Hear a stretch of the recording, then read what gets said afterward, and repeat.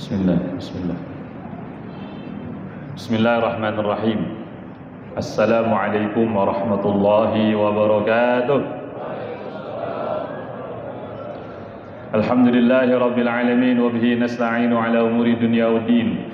Wassalatu wassalamu ala asyrafil anbiya'i wal mursalin sayyidina wa maulana Muhammadin wa ala alihi wa sahbihi ajma'in, amma ba'du.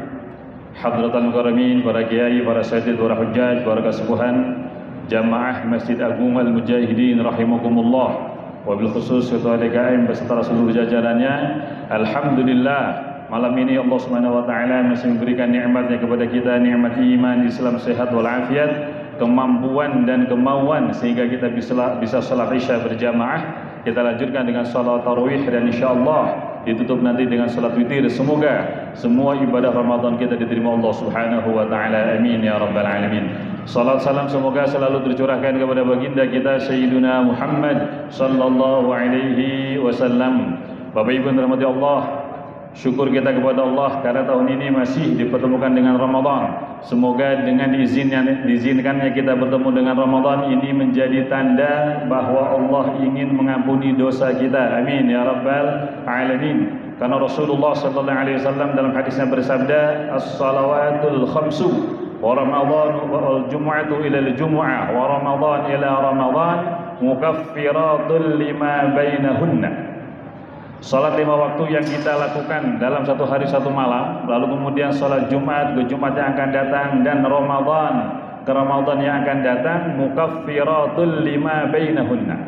Semuanya Allah syariatkan kepada kita untuk menjadi pelebur dosa, menjadi penghapus dosa, pengampun dosa, lima bainahunna, yang terjadi di antara keduanya. Dengan syarat, kata Rasulullah, idza jtunibatil kabair, jika kita bisa menghindari dosa besar. Maka Ramadan ini jika kita bisa menghindari dosa besar kepada Allah Subhanahu wa taala, maka baru di malam 1 Ramadan kita sudah mendapatkan ampunan dari Allah Subhanahu wa taala. Amin ya rabbal alamin. Maka di Ramadan ini kita usahakan untuk tidak berurusan dengan dosa besar kepada Allah Subhanahu wa taala. Dan biasanya dosa yang ribet adalah dosa yang ada sangkut pautnya dengan manusia. Maka jika kita sebagai anak hindari dosa besar dengan durhaka kepada ibu dan bapak kita.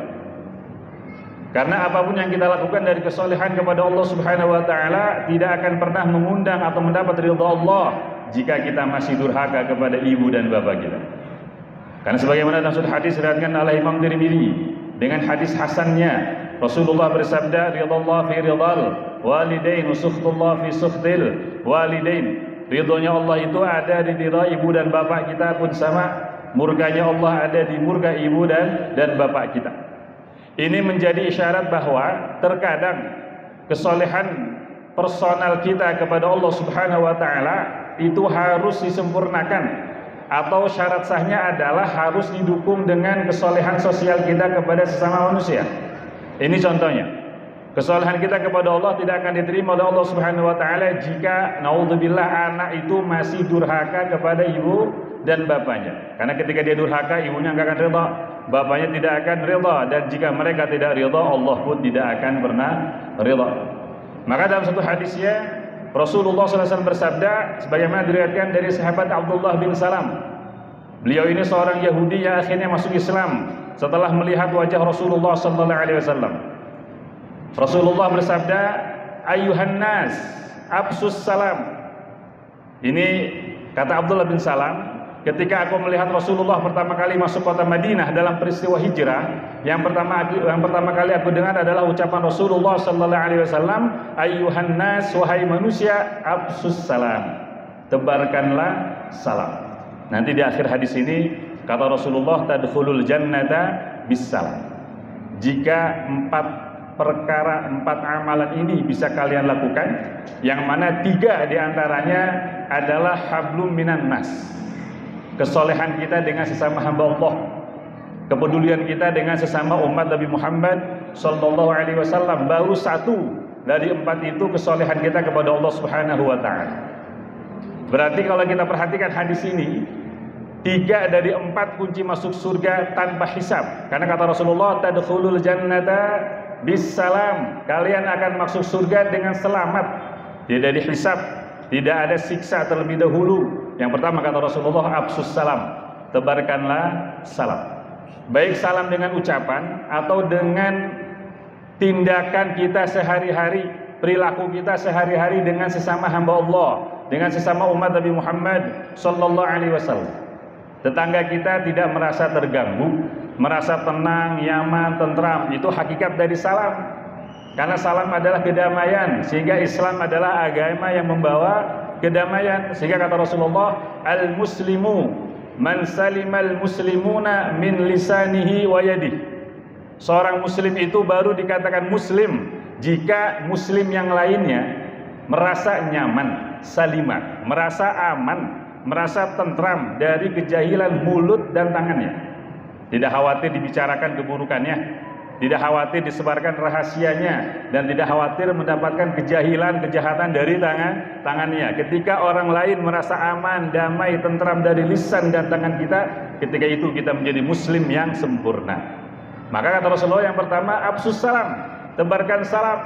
Jangan menyakiti tetangga, baik dengan ucapan, tindakan, atau dengan bau masakan.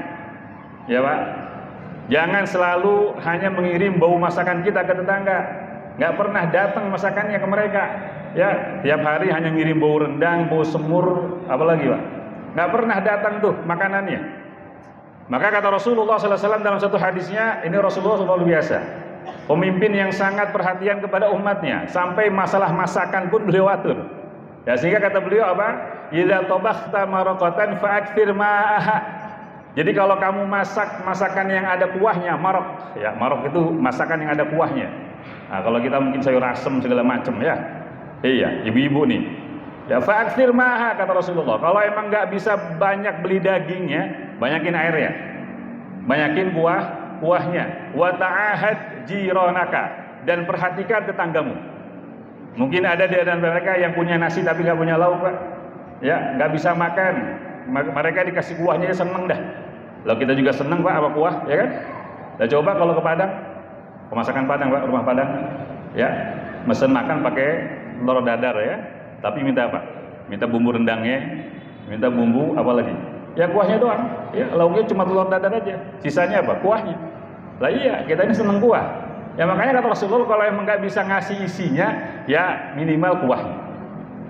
Maksudnya adalah jangan menutup mata dari tetangga, ya, karena tetangga itu punya hak yang luar biasa. Nah, ini yang pertama kata Rasulullah. Yang kedua, wasilul arham, ya, supaya masuk surga bisalam, jangan pernah berhenti silaturahmi. Apalagi sekarang teknologi mudah Pak, ya, paket data murah. Video call kita bisa, WhatsApp kita bisa, telepon kita bisa, ya, sekedar untuk silaturahmi, untuk sekedar mengucapkan salam atau menanya kabar, silaturahmi, ya, modal paket data masuk surga kita. Amin ya rabbal alamin. Itu yang kedua. Ya. Jadi jangan sampai memutuskan tali silaturahmi apapun yang terjadi di antara kita. Ya, apakah beda politik, beda apa, biarin aja itu mau urusan dunia. Yang penting mati nanti kita tetap bersaudara dengan sama umat Rasulullah sallallahu alaihi wasallam. Itu yang kedua kata Rasulullah. Dan yang ketiga, wa'imut ta'am, kasih makan.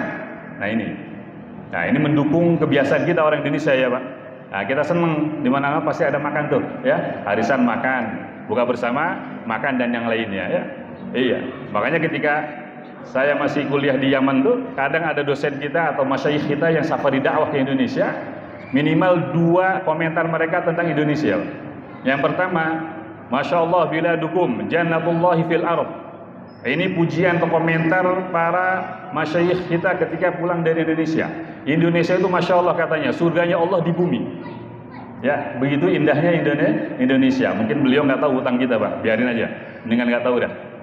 Iya, begitu indahnya Indonesia, makanya kita jaga, ya, jangan dikotorin, jangan dirusak, baik dengan maksiat atau dengan sampah yang zahir lah, kayak sampah kita sehari-hari, supaya surga ini dijaga oleh Allah Subhanahu wa Ta'ala. Itu yang pertama. Dan yang kedua komentar beliau adalah fi kulli makan, ya, fi kulli makanin makan. Nah, makan yang pertama bahasa Arab, makan yang kedua bahasa Indonesia. Ya, dari di setiap tempat pasti ada ada makan, insya Allah. Diundang ke sini ada makan, ya. Diundang ke sini ada makan. Jadi berbekas tuh kepada mereka. Yang pertama kali kita datang ke Indonesia, pulangnya seperti itu komentarnya. Ya, setiap kali diundang ke satu tempat pasti ada makan. Oh, ternyata didukung oleh hadis Rasulullah tadi tuh. Wa timut ta'am, ya, kasih makan. Nah, ternyata masya Allah bisa jadi sebab masuk surga tuh. Bahkan ayat yang wa yu'thiruna ala anfusihim walau kana bihim khasasa itu turun karena ngasih makan tuh. Iya Pak, jadi jangan jangan merendahkan orang yang suka ngasih makan tuh. Ya, habis ini traktir teman-teman dah. Kemana kayak ya makan.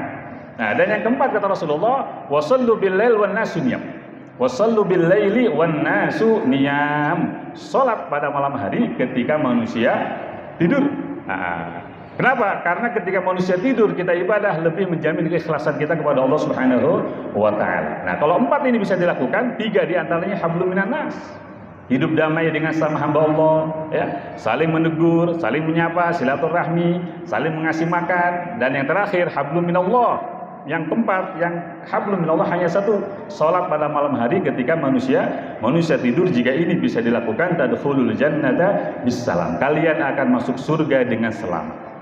Ini yang berbicara Rasulullah sallallahu alaihi wasallam. Jadi kita merasa tenang, Pak.